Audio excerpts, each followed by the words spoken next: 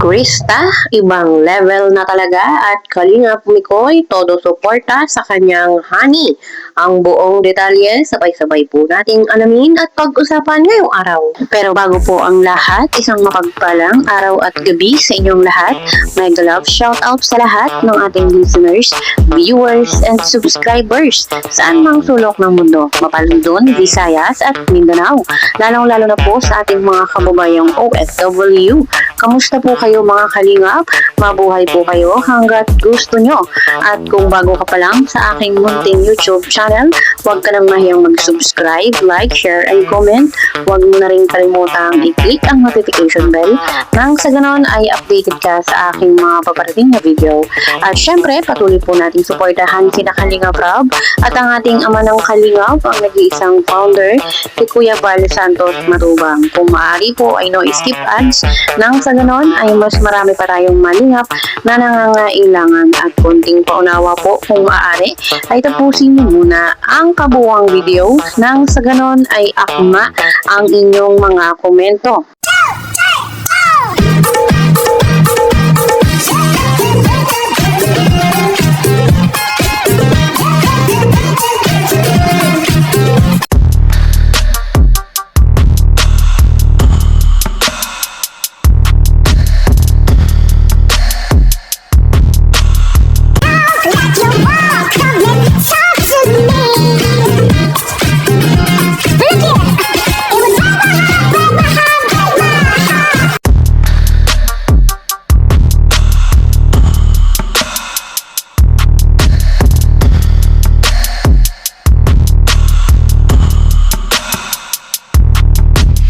Ayun, grabing indak yun. Talagang bigay na bigay si Kalingap Mikoy.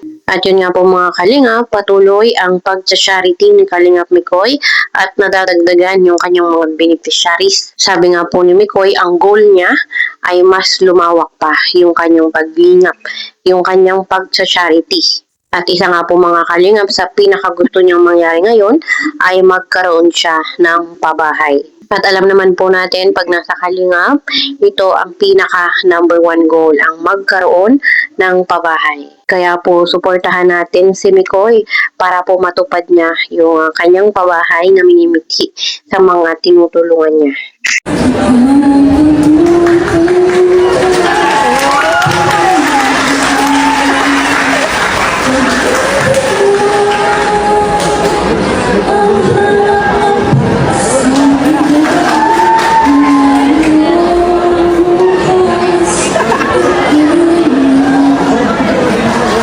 Ayun, napanood naman po natin mga Kalingap. Talagang napakagaling ni CJ.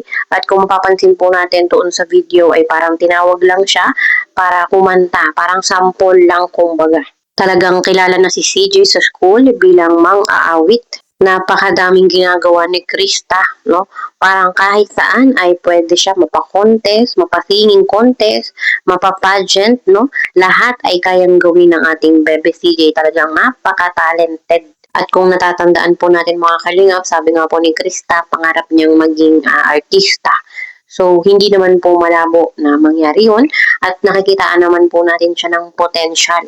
Kaya naman maraming natutuwa dito kay Krista dahil kahit saan ay pwede siya, lahat ay kaya niyang gawin. Kaya sana ay mabigyan ng break si CJ, kumbaga ay mas makilala pa siya, mas ma-enhance yung kanyang talent sa pagkanta.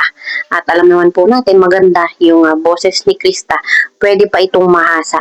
At bukod nga po mga Kalingap sa pagkanta ay abangan po natin at suportahan si CJ sa April at meron po siyang fashion show sa SM Daet. So marami po tayong aabangan. Bukod po doon ay birthday ng ating bebe Krista at siya ay sweet 16 na. Sabi nga po ni Mikoy ay hindi naman siya papayag na wala siyang gagawin sa birthday ni Krista. Kaya po abangan natin ito mga Kalingap at talagang kapanapanabik at kaabang-abang ang magiging kaganapan. 16 na si Krista, 2 taon na lang ang hihintayin ni Kalingap Mikoy. Doon natin malalaman ano na ba ang label ng ni Chris pag nagdibo na si Krista. Pero syempre, wag muna tayong masyadong umasa para hindi po masakit, para hindi tayo masyadong masaktan. Alam naman po natin, sa 2 taon na yon ay marami pang pwedeng mangyari.